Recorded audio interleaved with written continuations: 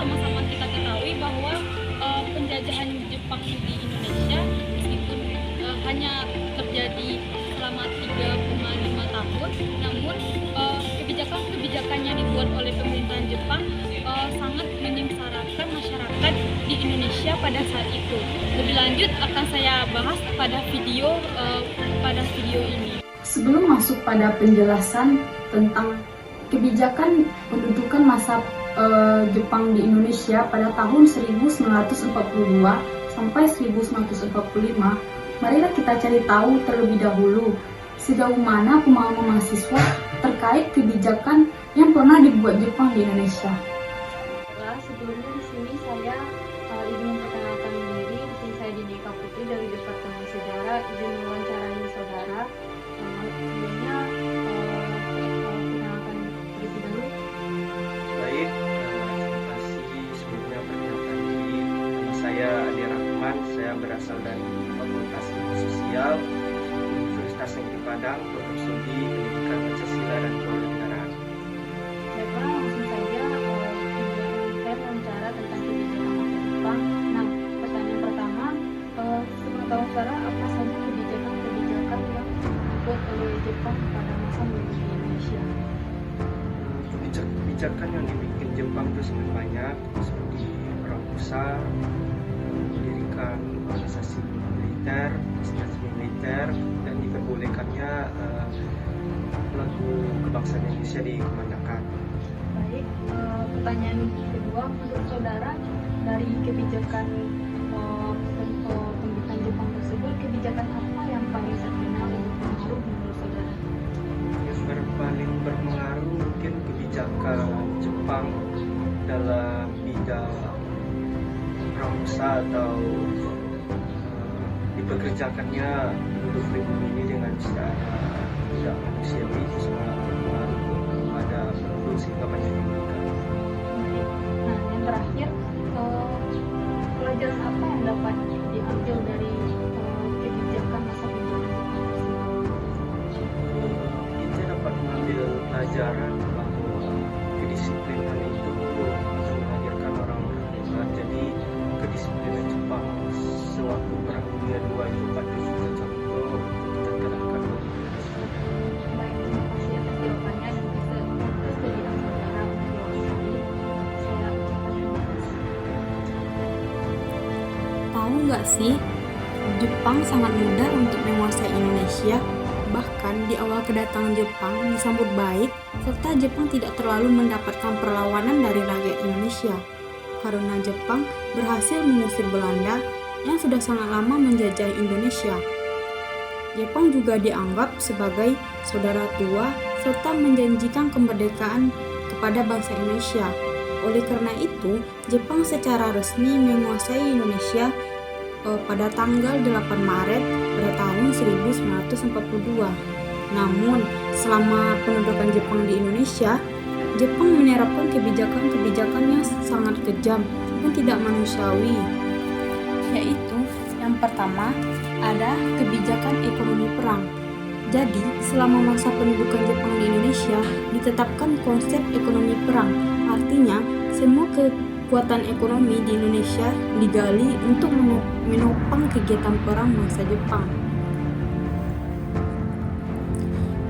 Tanah-tanah diganti dengan tanaman padi untuk menghasilkan bahan makanan dan bahan makanan lain yang sangat dibutuhkan.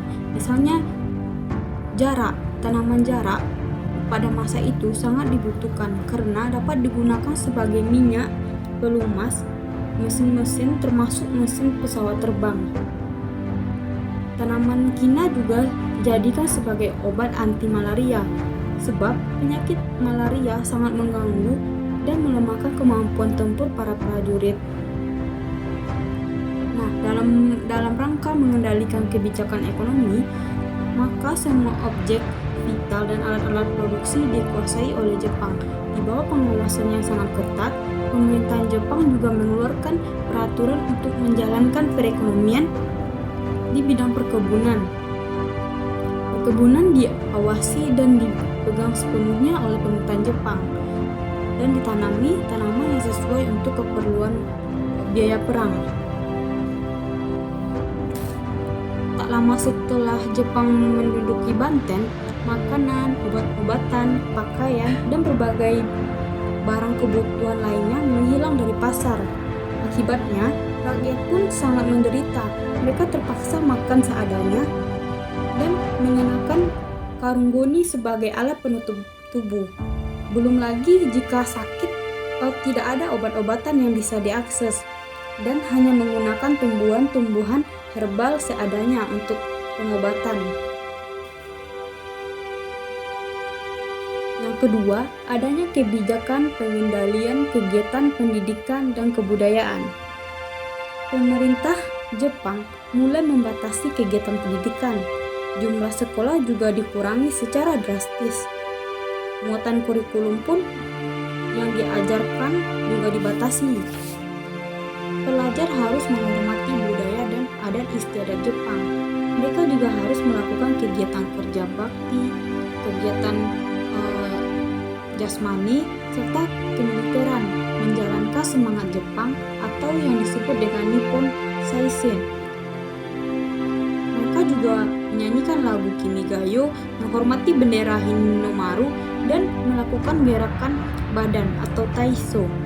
Bahkan melakukan Saikere atau gerakan membungkukkan badan ke arah utara, yaitu ke arah negeri Jepang dengan maksud penghormatan kepada kaisar.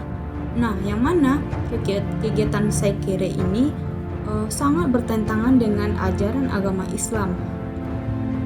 Yang ketiga, ada kebijakan Rumusa di masa Jepang atau kerja paksa di masa Jepang. Kebijakan Jepang yang paling terkenal ini, yang paling terkenal dengan kejamannya adalah Rumusa. Jepang memaksa rakyat, terutama para petani, untuk mengerjakan berbagai hal, mulai dari terjun ke medan perang, membangun berbagai benteng, dan lain sebagainya. Para pekerja Rumusa direkrut paksa, yang mana setiap kepala daerah harus menyetorkan data laki-laki usia produktif dan mereka dipanggil untuk menjadi Romusa. Saat panggilan datang, keluarga harus merelakan mereka karena seringkali para pekerja tersebut tidak kembali lagi ke rumahnya. Setelah menjadi Romusa, mereka akan diberi pakaian atau seragam berupa karung goni yang berkutu. Nah, setiap hari para pekerja paksa itu harus melakukan tugas berat tanpa istirahat dan makan yang cukup. Tubuh mereka pun kurus dan lemah, namun tetap harus bekerja bakti. Para tentara Jepang mengawasi setiap waktu, cambuk,